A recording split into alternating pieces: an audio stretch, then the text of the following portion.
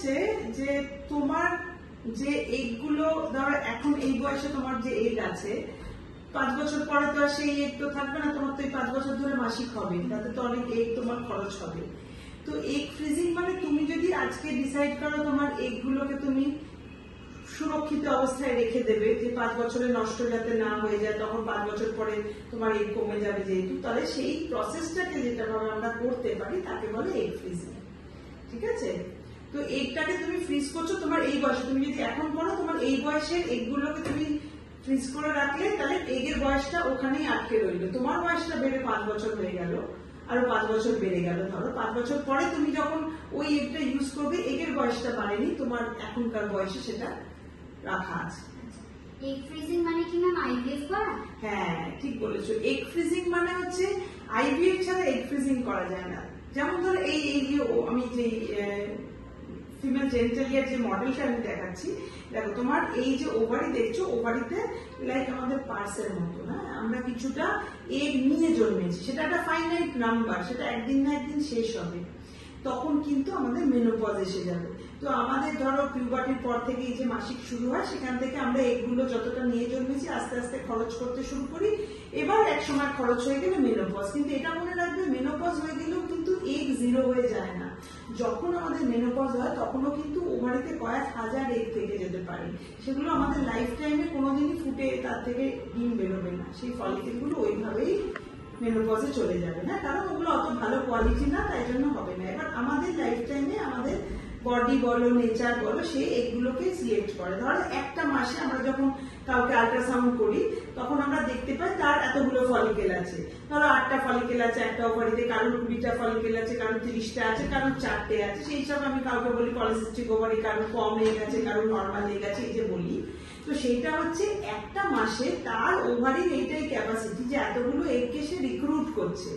তো এইবার হচ্ছে ডিপেন্ড করবে এগ ফ্রিজিং এ, যে আমরা যখন আইভিএফ করবো এগ ফ্রিজিং করবো যেটাই করবো, তাতে তার যে কটা এগ আছে ওগুলোকে আমরা বার করার চেষ্টা করবো। ন্যাচারালি একটাই এগ ফোটে প্রত্যেক মাসে, বাকি এগুলো মরে যায়, তাতেও এগ থাকে, সেই এগুলো অত ভালো না, হয়তো নেচার সাথে সেট না করলে সেই এগুলো মরে যায়।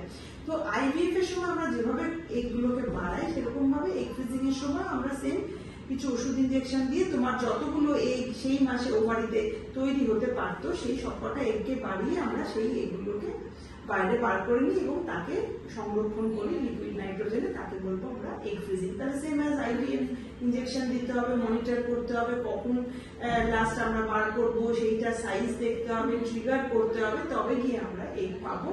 এবার এগ ফ্রিজিং মানে আইভিএফ এর সাথে তফাৎ এটাই যে এগ ফ্রিজিং মানে শুধু এগটাকে আমরা ফ্রিজ করছি, আইভিএফ এ কি করি হাজব্যান্ডের স্পার্ম দিয়ে সেটাকে ফার্টিলাইজ করে এমব্রিও ফ্রিজ করি। এগ ফ্রিজিং মানে হচ্ছে সিম্পল একটা সেল এগকে ফ্রিজ করছি। আচ্ছা ম্যাম, এগ ফ্রিজিং মানে কি আমরা সব এগ বার করে না, তাহলে তো আমার মেনোপজ হয়ে যেতে পারে? হ্যাঁ না, সেটাই তোমাকে আগে যে বোঝাচ্ছিলাম যে এগ ফ্রিজিং মানে তোমার একটা সাইকেলে তোমার বডি যতগুলো এগকে রিক্রুট করতে পারে সেই পরিমাণ এগকে যদি আমরা বার করার চেষ্টা করি, সেটা হচ্ছে একটা সাইকেলে তোমার এগ। এইটা যদি আমরা আজকে বার না করি, এমনিতেও যে বডি যেগুলোকে রিক্রুট করে দিয়েছে সেগুলোকে তার বডি ফেরত নেয় না, এমনিতেও ওগুলো নষ্টই হয়ে যেত, সেগুলোকে আমরা বার করে নিচ্ছি। কিন্তু তারপরের মাসে বডি আবার ধরো এই মাসে 10টা এগকে রিক্রুট করলো, পরের মাসে আবার 10টা 12টা এগ রিক্রুট করবে। অতএব তোমার পার্সে বা এগের যে ডিম্ব থলিটার মধ্যে যত এগ আছে ওটা তো থাকবে, বডি যেগুলোকে বার করেছে এক মাসে বার করার জন্য আমরা সেইখান থেকে এগুলোকে নিতে পারবো। তার নিচে যে এগুলো আছে সেগুলোকে আমাদের অ্যাক্সেস করতেই পারবো না, কারণ আমরা যে হরমোন দিয়ে এগটাকে বাড়াবো সেই ছোট এগগুলোর ওই হরমোনের সেন্সার কোনো থাকে না, তাকে আমরা বলি অ্যাকচুয়ালি রিসেপ্টর। কিন্তু যদি বলো হরমোনের সেন্সার থাকতে হবে তবেই আমি হরমোন দিলে এগটা বাড়বে। তো যে এগগুলো খুব ছোট তোমার ওভারির একদম ভিতরে আছে সেগুলোর ওই সেন্সারটাই নেই, তো আমি যতই হরমোন দিই ওগুলো বাড়বেও না বাইরেও আসবে না। তো যেগুলো তোমার বডি চাইছে বাড়বে সেইগুলোই বাড়বে, সেখান থেকে আমরা এগ নেবো। অতএব বাকি এগ তোমার ডিম্বাশয়ের মধ্যে যেমন ছিল ওরকমই থাকবে। আচ্ছা, আমি এগ ফ্রিজ কতদিনের জন্য করতে পারি? দেখো একটা ফাইনাইট নাম্বার ধরো কিছু দেশের রুল হিসাবে করা হয়, যেমন ধরো 5 বছর বলা হয় ইনিশিয়ালি, তারপর তুমি এটা এক্সটেন্ড করে 10 বছর করতে পারো, কিন্তু এগুলো হচ্ছে লিগ্যাল পসিবিলিটিস এর জন্য বলা হয়। তুমি যদি বলো এটা ইনফাইনাইট নাম্বার, আমি যদি লিকুইড নাইট্রোজেন ঠিক মতো মেনটেন করে এগুলোকে রেখে দিই, ওটা তোমার অনেক বয়স অব্দি থেকে যাবে। কিন্তু কথা হচ্ছে এটা আমরা কত বছর রাখবো সেটা তো ডিপেন্ড করে যে তুমি কবে প্রেগনেন্সি চাইবে, ওই এগ দিয়ে, তাই তো আমরা রাখছি।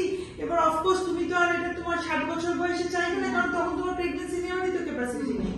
তো সেই জন্য অফকোর্স তোমার একটা রিপ্রোডাক্টিভ এজ, এটা ঠিকঠাক প্রেগনেন্সির এজের মধ্যে চাইবে, সেটা ধরো কারো 40 হতে পারে, 42 হতে পারে, কিন্তু আমাদের দেশে রুল হিসাবে 50-এর মধ্যে প্রেগনেন্সি করতে হবে, না হলে ফিমেল কিন্তু 50-এর পরে আর এগ রাখা থাকলেও সেটা দিয়ে প্রেগনেন্সি করতে পারবে না।